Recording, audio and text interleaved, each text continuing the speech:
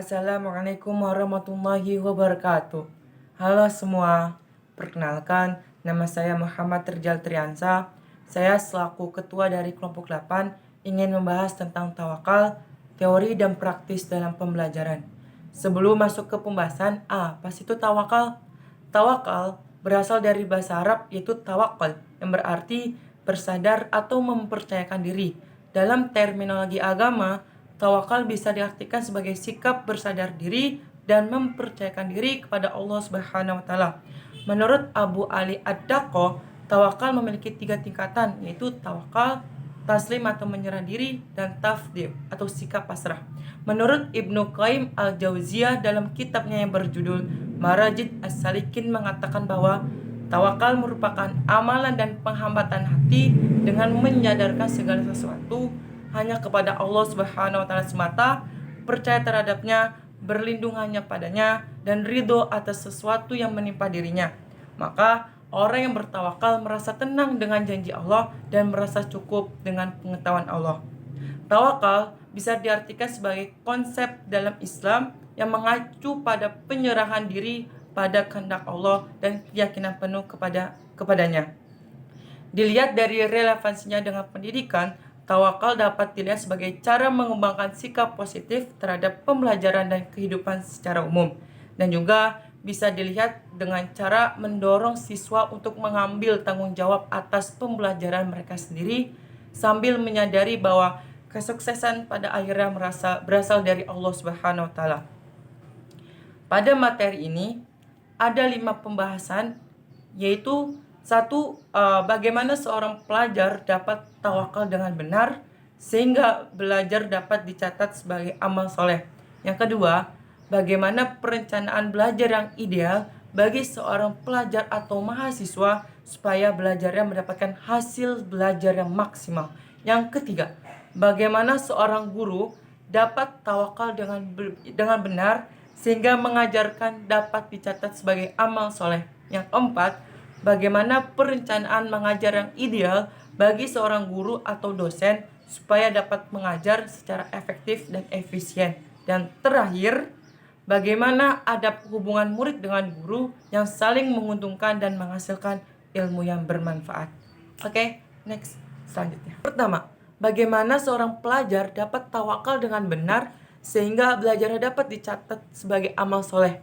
Berikut ada beberapa langkah-langkah yang dapat diambil, yaitu pertama, menyadari keterbatasan diri. Sebagai manusia, kita memiliki keterbatasan dalam segala hal, termasuk dalam belajar. Pelajar yang tawakal menyadari bahwa walaupun ia berusaha dengan sebaik mungkin, hasil belajar tidak sepenuh tergantung pada usaha sendiri, melainkan ditentukan oleh Allah Subhanahu wa taala. Yang kedua, berusaha secara maksimal. Meskipun pelajar tawakal meyakini bahwa hasil belajar ditentukan oleh Allah. Hal ini bukan berarti pelajar boleh mengabaikan usaha. Seorang pelajar tawakal tetap berusaha secara maksimal dengan melakukan persiapan yang matang, memanfaatkan sumber yang ada, dan bertekad untuk mencapai kesuksesan akademik sebaik mungkin. Yang ketiga, memahami pentingnya niat dan tujuan. Dalam tawakal, niat dan tujuan memainkan peran yang penting. Pelajar tawakal menyadari bahwa tujuan utama belajar adalah untuk meningkatkan pengetahuan dan keahlian yang akan berguna dalam mengabdi kepada Allah, serta manfaat dunia dan akhirat. Niat ikhlas dalam belajar merupakan langkah awal dalam membumikan tawakal. Yang keempat, berdoa dan memohon petunjuk. Seorang pelajar tawakal secara konsisten berdoa kepada Allah untuk memohon petunjuk, kemudahan, dan keberkahan dalam belajar. Pelajaran tawakal merasa bahwa doa adalah sarana komunikasi langsung kepada Allah dan permohonan petunjuk dapat membimbingnya dalam menghadapi berbagai tantangan dan rintangan dalam belajar. Yang kelima, bersedar diri dengan keputusan Allah. Setelah melakukan usaha semaksimal mungkin, seorang pelajar tawakal melepaskan kendali dan bersedar diri dengan keputusan Allah.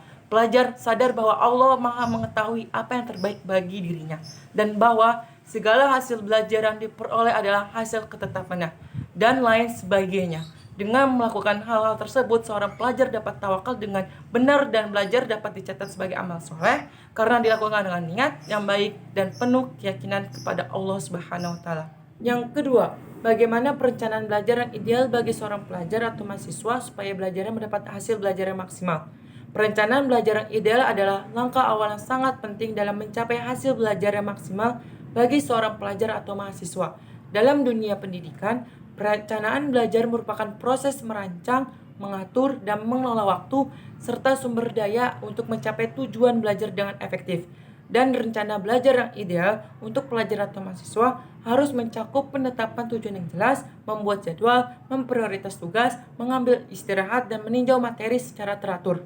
Dengan menetapkan tujuan yang jelas, seorang siswa atau mahasiswa dapat fokus pada apa yang ingin dicapainya. Langkah pertama dalam perencanaan belajar yang ideal adalah menentukan tujuan belajar. Tujuan ini harus jelas, spesifik, terukur, dan terbatas waktu. Seorang pelajar perlu mengidentifikasi apa yang ingin dicapai dalam pembelajarannya. Apa itu mencapai nilai tertentu, memahami konsep tertentu, atau mengembangkan keterampilan tertentu. Yang kedua, membuat jadwal belajar. Jadwal ini harus mencakup waktu yang akan dihabiskan untuk belajar, termasuk waktu untuk kelas, waktu untuk membaca materi, waktu untuk mengerjakan tugas, dan waktu untuk revisi. Dengan memiliki jadwal yang terstruktur, seorang pelajar dapat menghindari prokrastinasi dan memanfaatkan waktu dengan lebih efisien. Yang ketiga, perencanaan belajar yang ideal juga mencakup identifikasi sumber daya yang akan digunakan dalam pembelajaran, termasuk buku, sumber online, dosen, tutor, dan lain sebagainya. Yang keempat, lingkungan belajar yang baik sangat penting untuk mencapai hasil belajar yang maksimal. Seorang pelajar perlu menciptakan lingkungan yang bebas gangguan dan nyaman untuk belajar. Materi pembelajaran seringkali luas dan kompleks dalam perencanaan belajar yang ideal. Yang kelima, seorang pelajar perlu memecahkan materi tersebut menjadi bagian-bagian yang lebih kecil dan terkelola. Ini memudahkan pemahaman dan pemrosesan informasi dan lain sebagainya. Perencanaan belajar yang ideal mengharuskan seorang pelajar untuk mengambil tanggung jawab pribadi terhadap pembelajarannya. Mereka harus memiliki motivasi internal dan kedisiplinan untuk mengikuti rencana belajar mereka. Kemandirian adalah kunci keberhasilan dalam perencanaan belajar. Yang ketiga, bagaimana seorang guru dapat tawakal dengan benar sehingga mengajarnya dapat dicatat sebagai amal soleh? Bagi seorang guru, tawakal yang benar adalah kunci untuk membuat pengajaran mereka menjadi amal soleh atau amal yang diterima oleh Allah, karena dilakukan dengan niat yang tulus dan ketaatan. Kepribadian seorang guru erat kaitan dengan sifat-sifat akhlak yang dimiliki pendidik, agar berhasil melaksanakan tugasnya. Seorang guru dapat tawakal dengan benar dengan melakukan beberapa hal berikut. Yang pertama, seorang guru harus mempunyai niat yang tulus untuk mengembangkan potensi mereka, mendidik dan membimbing mereka, dan membentuk karakter yang baik, dan lain-lain sebagainya. Yang kedua, setelah itu, seorang guru berdoa dan memohon kepada Allah SWT agar diberi kemudahan, kelancaran dalam setiap mengajar kepada anak muridnya. Yang ketiga, seorang guru harus mempersiapkan diri, baik itu perencanaan pelajaran, memahami materi yang akan diajarkan, dan menyusun rencana pembelajaran yang efektif. Yang keempat, mengajar dengan sepenuh hati tanpa ada beban, ikhlas maupun dengan sabar, untuk memberikan yang terbaik kepada muridnya, dan lain sebagainya. Dengan melakukan hal-hal tersebut, seorang guru dapat tawakal dengan benar dan mengajarnya dapat dicatat sebagai amal soleh. Namun, perlu diingat bahwa tawakal bukan berarti hanya berdiam diri dan menyerahkan segala kepada Allah SWT tanpa melakukan sesuatu. Seorang guru tetap harus berusaha sebaiknya dalam mengajar, namun tetap mengandalkan pertolongan Allah dalam setiap langkah yang diambil. Yang keempat, bagaimana perencanaan mengajar yang ideal bagi seorang guru atau dosen supaya dapat mengajar secara efektif dan efisien. Perencanaan mengajar yang ideal adalah kunci bagi seorang guru atau dosen untuk dapat mengajar secara efektif dan efisien. Rencana pengajaran yang baik akan membantu menyusun materi pembelajaran dengan baik, mengelola waktu dengan bijak, dan menciptakan lingkungan belajar yang mendukung. Berikut adalah beberapa hal yang dapat dilakukan dalam perencanaan mengajar yang ideal. Yang pertama, menentukan tujuan pembelajaran apa yang ingin dicapai siswa atau mahasiswa setelah mengikuti kegiatan pembelajaran. Yang kedua, memilih materi pembelajaran sesuai tingkat pemahaman siswa atau mahasiswa. Yang ketiga, memilih model pembelajaran atau metode pembelajaran yang inovatif seperti ceramah, diskusi, proyek, demonstrasi, dan lain sebagainya untuk melibatkan siswa di dalam kelas. Yang keempat, memiliki kompetensi pedagogik, kepribadian sosial, dan profesional dalam menjalankan tugas pengajaran, mengembangkan bahan ajar yang sistematis, menjelaskan tujuan pembelajaran yang akan dicapai, memotivasi siswa untuk belajar, dan memberikan latihan yang banyak bagi siswa, dan lain sebagainya. Perencanaan mengajar yang baik memerlukan waktu dan upaya, tetapi akan membantu guru atau dosen dalam mencapai tujuan pembelajaran dan meningkatkan efektivitas pengajaran. Ini juga akan membantu siswa atau mahasiswa memahami materi dengan lebih baik dan lebih efisien. Selain itu, guru atau dosen juga harus belajar dan mengembangkan diri agar dapat menjadi guru atau dosen yang profesional dan ideal. Yang kelima, bagaimana adab hubungan murid dan guru yang saling menguntungkan dan menghasilkan ilmu yang bermanfaat. Adab hubungan murid dan guru yang saling menguntungkan dan menghasilkan ilmu yang bermanfaat adalah aspek penting dalam pendidikan. Hubungan yang baik antara murid dan guru dapat menciptakan lingkungan pembelajaran positif dan produktif. Kita, sebagai seorang murid, hendaknya dapat mengambil suatu pelajaran untuk menjaga hubungan yang harmonis dengan seorang guru, baik di dalam maupun di luar proses pembelajaran, yakni dengan melakukan memulihkannya. Berikut adalah beberapa hal yang dapat dilakukan untuk menciptakan hubungan yang baik antara murid dan guru. Yang pertama, rasa saling menghormati antara murid dengan guru.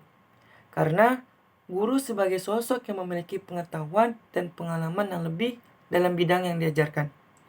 Rasa hormat dengan sopan santun dalam perkataan maupun tindakan. Yang kedua, membuat komunikasi yang efektif dan terbuka. Guru harus memberikan arahan dan umpan balik yang jelas dan terbuka. Sementara murid harus bertanya dan memberikan umpan balik untuk memastikan pemahaman yang tepat. Ketiga, berinteraksi yang positif terhadap guru. Murid dan guru harus berinteraksi ke hal yang positif dan saling mendukung. Guru harus memberikan dukungan dan dorongan kepada murid untuk mencapai potensi terbaik mereka, dan lain-lain sebagainya. Hubungan yang dibangun berdasarkan adab seperti ini akan menciptakan lingkungan belajar yang positif, mendukung perkembangan pribadi dan intelektual murid, dan menghasilkan ilmu yang bermanfaat.